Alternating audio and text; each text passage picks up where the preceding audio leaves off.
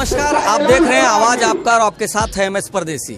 आज पूरे समाज ने एक निर्णय लिया है कि शराबबंदी कैसे हो, शिक्षा कैसे आए और खास करके तलाक पे बहुत सारी बात हुई है कि किस तरीके से समाज में सुधार हो। इसके लिए आप देख सकते हैं बिसरिया के मुखिया जी, वीरनगर पूरब के मुखिया जी क्या निर्णय लिया है। आइए हम आपको दिखाते हैं लोगों का ओपिनियन भी, उनका क्या मंशा है और यहाँ का जो सामाजिक नियम वो किस तरीके का बना है वो भी हम दिखाते हैं। बिसरिया से MS परदेसी। मैं इतना कहना चाहता हूँ कि कोई गलती अगर समाज में करता है और फिर उनके बगल वाले उनको कहते हैं कि गलती न कर, मुखिया जी को कह दो, सरपंच साहब को कह दो, तो वो नारवा अल्फाज इस्तेमाल करता है, गलत इस्तेमाल करता है कि मुखिया क्या करेगा, सरपंच क्या करेगा। सुन लो कान खोल करके, ये कमेटी जो निर्णय लेगी उस पर जो अमल नहीं करोगे, ये परेशान है मुखियागण के समाज से बुराई मिट जाए। पढ़ाई लिखाई अच्छी बात है, बगैर पढ़ाई लिखाई की कोई काम नहीं है। बेपढ़ा लिखा इंसान जाहिल कहलाता है और वो जानवरों से बदतर कहा गया है उसको, वो अपनी बेहतर है। यहाँ जो हमारे जिम्मेदारान 3 बात को लेकर के चले हैं, बहुत कीमती बात है तलाक। और तलाक का जो हमारे उलमाए किराम एक तरीका बताया है, हमारे नबी मोहम्मद रसूलुल्लाह सल्लल्लाहु अलैहि वसल्लम ने एक उसूल बना दिया तलाक देने का। सरलियत से क्यों तलाक देने का है? पहले एक तलाक को शादी की और रजामंदी से नहीं बनती है तो तलाक भी है और खुदा भी है, सब कुछ है। ऐसा नहीं है कि लड़की की गलती है, लड़का की भी गलती है। अगर लड़का गलती करता है तो औरतों पे खुला कर रखा है तो औरतें खुला करा लेगी। समझते हो क्या? कुछ दिन रुक जाओ, ये जो करते हो मुखिया क्या करेगा पता चल जाएगा कि मुखिया तुमको क्या करेगा। इसी वजह से हम रुके हुए हैं, थमे हुए हैं, कुछ नहीं बोलते हैं, दबे हुए हैं। सुन लो कान खोल करके, नगर मुखिया जी से हम बात करेंगे। मैं अपने पंचायत की भी बात करता हूँ। जब एक स्टेट वाले जब वो नहीं समझ पाता उसके स्टेट में तो बिहार वाले यूपी वाले से मदद मांगते हैं, यूपी वाले दिल्ली वाले से मदद मांगते हैं, लेकिन चाहते हैं कि इलाके में अमन कायम रहे, हर एक की मदद से काम होगा। लेकिन क्या बात करते हैं भाई, मुखिया सरपंच क्या उखाड़ लेगा, उखाड़ के तो 40 करोड़ दिया जाएगा। सुन लो कान खोल करके। लेकिन अभी जो हमारी कमेटी निर्णय लेगी उस पर अमल करना भाई। और जिसको ये और दूसरी बातें की है, मैं नरेंद्र मुखिया जी से एक बात कहता हूँ, ये 3 बात से हट के कि अभी गांव इलाके में जो लोग सर्विस बेचते हैं, शराब बेचते हैं, भांग धतूरा बेचते हैं, सबसे पहले उसके ऊपर हमला बोला जाए, उस दुकान पे। नरेंद्र मुखिया का बेटा शराब बेचेगा, नरेंद्र मुखिया का बेटा भाई अगर वो भांग बेचेगा तो उसको अपना छापा मारेगा। उसका सही पहले ताकीद करके तब शादी ब्याह होगा। उस पर छापा कौन मारेगा? उस पर छापा मारना चाहिए, उस पर छापा मारना चाहिए। मारना चाहिए कि मारना चाहिए? कोई शराब भी बेच रहा है, जमीन जगह खरीद रहा है और उस पर जो कोई रोक नहीं है पंचायत में, गांव समाज में। इसीलिए कान खोल करके सुन लीजिए कि तलाक अगर नहीं बनती है आपकी बीवी से तो पहले एक तलाक लीजिए और फिर इज्जत गुजरने दीजिए। तो हर कहा गया है वो पाकी और नापाकी का मामला है। फिर उसके बाद जो फिर नहीं बनती है बात आपकी अपनी बीवी से तो दूसरा तलाक लीजिए। इस बीच में गांव समाज के लोग पंचायती करेंगे, बैठेंगे, उसको समझाएंगे कि भाई ऐसे मत करो, ऐसे मत करो, लड़की वाले को समझाएंगे। फिर जब नहीं मानेंगे उसके बाद में जब नहीं मानती है लड़की तो बाद में तीसरा तलाक है। इसीलिए मेरे भाइयों, बुजुर्गों और दोस्तों, ये इलाका जो है नौजवान माशाअल्लाह, देखिए नारवा अल्फाज इस्तेमाल मत कीजिए मुखिया सरपंच के शान में। मुखिया सरपंच क्या बिगाड़ लेगा? मुखिया सरपंच तो वो बिगाड़ लेगा कि क्या करना। इसीलिए मेरे भाई और बुजुर्ग और दोस्तों, अच्छा से रहिए, अच्छा समाज कायम कीजिए, अच्छे समाज को वजूद में लाइए, अच्छे समाज को रिवाज दीजिए और मिलजुल कर रहिए। एक दूसरे के पीछे गीबत न कीजिए, एक दूसरे पर बुहतान न बनिए, गलत मुकदमात मत कीजिए, किसी पर बुहतान लगा करके और जुचाटो गवाह तैयार करके किसी और तरीके से उसको केस में मत फंसाइए।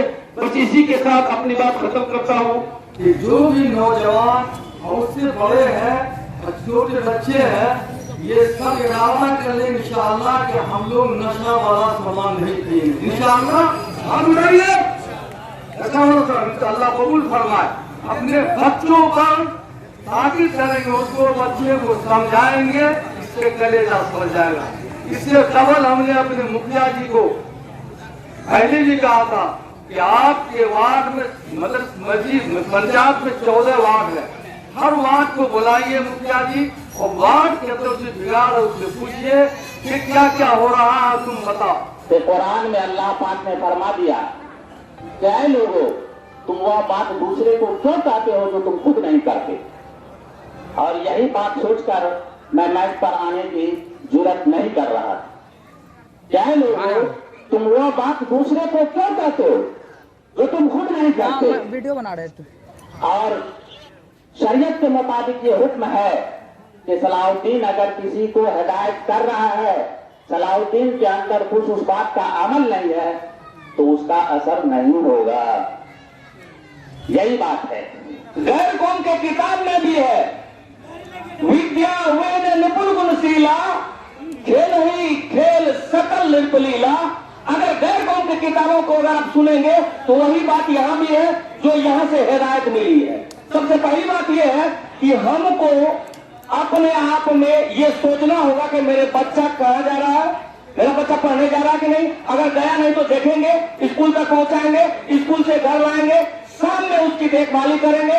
अगर अपने बच्चे को देखना आप शुरू कर देंगे, अगर बच्चे में शिक्षा आई, ये पीढ़ी तो गई, अगला पीढ़ी आपके समाज के लिए सुदृढ़ और सुलभ समाज का निर्माण करेगा।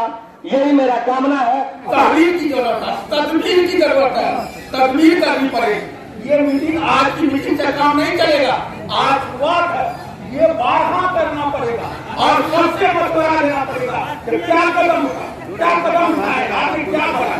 ये शुरुआत किया हमारा, बार बार करना पड़ेगा। 1 महीना पर हम जायजा लेंगे, क्या है मशवरा लेंगे, फिर कदम उठाना है, इसलिए बार बार करना है। और तालीम 14 वर्ष के बच्चे एक भी घर में नहीं रहे। तालीम का इतना इंतजाम हो, 6 से 14 वर्ष बच्चे घर में नहीं रहे, तालीम का दायरा में रहे, इसके अलावा कोई रास्ता नहीं है। न घर में रहेगा न ये बुराई फैलेगी। इसलिए इसके लिए हम लोग बहुत ही करेंगे। अगर हम लोग जुट जाएंगे, तालीम का इंतजाम हो जाएगा इंशाअल्लाह। तो हर क्या कहते हैं, कर्तव्य भी है कुछ हमारे समाज के प्रति, हमको जो करना चाहिए उससे भी हम पीछे हैं। और इनके साथ साथ इन सब का अगर मैं सोल्यूशन दूं, हल दूं ये सारी बीमारियों का, तो मैं कहता हूं शिक्षा, शिक्षा, शिक्षा, शिक्षा। शिक्षा के बिना कुछ नहीं होगा। शिक्षा दीजिएगा, नशा नहीं करेंगे। पढ़े लिखे बहुत कम आदमी नशा करते हैं। शिक्षा दीजिएगा, तलाक का मसला कम आएगा। शिक्षा कैसा शिक्षा? शिक्षा वो नहीं जो शिक्षा से सिर्फ कमाई हो, हुनर बना लिया हम शिक्षा को, पढ़ाई नहीं। शिक्षा हमें दिशा देता है, शिक्षा हमें तरबियत देती है, हमें तहजीब देती है। अभी हम तहजीब वाले पढ़ाई नहीं करते, हम हुनर वाले पढ़ाई करते हैं, ये गलत है। तो जो टीचर भी पढ़ा रहे हैं वो तहजीब के दायरे से तहजीब वाली पढ़ाई पढ़ाए, ये भी है। दूसरा, बाल विवाह रुक जाएगा, क्योंकि पढ़े लिखे बच्चों को देखेंगे वो उसकी शादी कम उम्र में नहीं होती है। अक्सर जो गरीब या फिर जहालत वाले में है वो कर देते हैं अपने बच्चों को, जिस भी नजर से ऐसे कर देते हैं। तीसरा, उसके बाद भ्रष्टाचार भी कम होगा। साथ ही साथ मैं एक बात कहना चाहूंगा कि अगर मैं अपने आप को सही कर लूं तो सब कुछ सही हो जाएगा। हम इस बात से खुशी है, हम लोग समाज मुसलमान ईमान मुसलमान, मुसलमान ईमान मुसलमान। तो हम लोग का यहाँ ईमान बहुत है, हम लोग अल्लाह के मानने वाले आदमी हैं, इसीलिए हम लोग बच जाते हैं, हर मुसीबत कर जाता है। बिस्मिल्लाह अल्लाहु अकबर। जो तजावीज पास हुए हैं वो आपको पढ़ के सुनाया। नशा आवर गोली, गांजा, शराब, सेंफिक्स वगैरह बेचने वालों को 1 या 2 बार वार्निंग दिया जाएगा, समझाया जाएगा। नहीं मानने पर उस दुकानदार पर या बेचने वाले पर 21,000 का जुर्माना लगाया जाएगा।